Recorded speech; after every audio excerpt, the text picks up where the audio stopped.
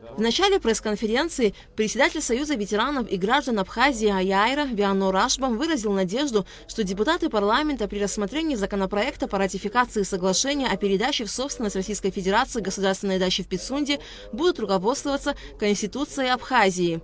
Весь корпус депутатов, они являются из числа почти из молодых. Я считаю, что они являются патриотами своей страны. Я считаю, что они примут правильное решение, не нарушая Конституцию закона Абхазии. И Конституция закона Абхазии в 1992-1993 годах, я могу уверенно сказать, что она была вписана, почти можно сказать, что в кровью. Я думаю, что они учтут это во внимание, думаю, что сделают правильное решение. Я считаю, что мы будем делать, это вопрос, конечно, уже чуть позже, наверное. Мы будем настаивать о том, что соглашение этого ратификации, чтобы не было принято нарушение Конституции закона Абхазии. Вианор Ашба также сообщил, что планировалась встреча общественности с президентом. По его словам, соответствующие переговоры велись с администрацией президента, но результата пока нет. Решалось это долго. Вчера мы окончательный результат услышали. Сперва президент хотел в закрытом формате встретиться с общественностью, с оппозицией. Мы сказали, что у нас нету скрытность. Президент должен быть для народа, для каждого ее гражданина, кто бы он ни был, даже в одном числе, он должен быть открытым для общества. Мы настаивали о том, что была пресс-конференция с открытым с приглашением журналистами и телевидением. Когда озвучили, кто пойдет навстречу, там было уже ограничено 5 человек, с нашей стороны, как заявили со стороны власти, 5 человек, и среди общественности 5 человек. Когда были озвучены фамилии, кто будет принимать участие в общественной палате, в том числе я входил в список как общественник, не как оппозиционного блока. Я еще раз повторяю, что мы не являемся оппозиционным блоком, мы являемся общественной организацией объединений. Когда услышали, кто идет, и в основном был блок из героев Абхазии, который идут там 5 человек, были такое услышаны: вы что там, провокацией хотите заниматься? Это услышали от властей. То есть наши встречи с президентом, я считаю, что игнорировал наши встречи и не состоялся с общественностью. То есть власть отказалась встретиться с нами. Вианор Ашба рассказал и об итогах встречи с послом Российской Федерации Михаилом Шургалиным, которая прошла в закрытом формате в пресс-центре МИД Абхазии. Ну и был лично задан вопрос, поменяется ли взаимоотношения между Россией и Абхазией, дружеская страна, если не будет соглашение подписано Пицунского.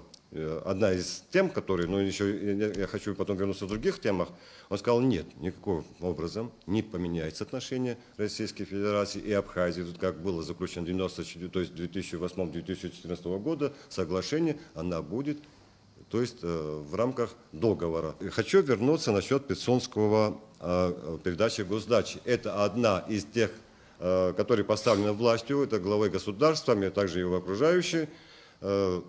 Это как типа предлог, можно сказать, с переходом, а остальное, в принципе, сдачи важно главных государственных инженерное сооружение и стратегическое значение, которое имеет это как порт, как аэропорт, как электроэнергия.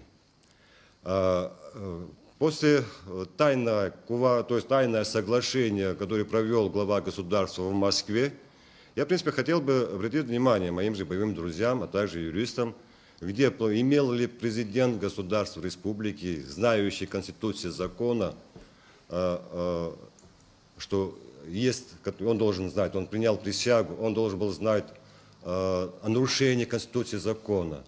И он, в принципе, нарушая Конституцию закона, он подписывает о соглашении более важных стратегических значений, которые очень важны для государства Республики Абхазия. Сопредседатель Союза ветеранов и граждан Абхазии Аяйра Вадим Мироненко рассказал, что слухи об антироссийских настроениях в их союзе не соответствуют действительности. Основываясь опять-таки на слухи, что якобы мы там националистическая какая-то организация, которая против России, против союза с Россией. Ну, я вам скажу, как русский человек в этой стране, это ложь. Мы интернациональная организация, у нас нет здесь ни вероисповедания, ни национальности. Мы братья все сестры, мы в одной стране живем. Хотел бы сказать, что если люди, которые говорят, что мы против России, что они сделали для России, это раз. Я один из первых и последних, кто был в Крыму и повел туда людей. Вот. С Крыма начиная, я лично, как русский человек, всегда за Россию. Вианор Григорьевич все 9 лет, командир батальона «Горец», стоит рядом. Попросил бы просто не говорить людям ради своих интересов такие вещи, что мы якобы антироссийская организация. Мы всегда за Россию, и наши братья сегодня воюют за Россию на Донбассе. Я сам лично доброволец 2014 года.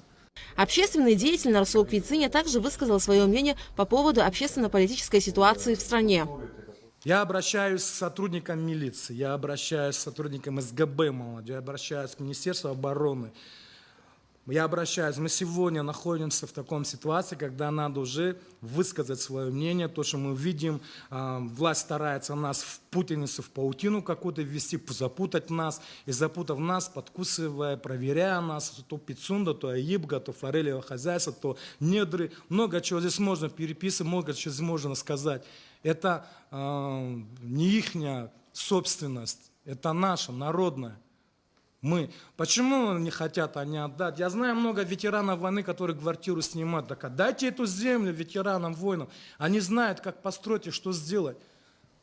Отдайте землю тем лицам, которые семьям погибшим, которые без квартиры сегодня находятся, ютятся сегодня. Почему им не хотят? Нет, мы должны продать или там на 49 лет каким-то образом земля наши, самые лучшие кусочки земли.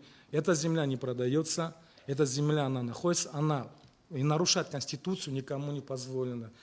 Представители Союза ветеранов и граждан Абхазии Аяйра сообщили, что 9 сентября состоится открытый съезд их союза с участием всех желающих, где будут обсуждаться пути выхода из сложившейся ситуации. Алика Трапш, Роберт Ломия, Абхазское телевидение.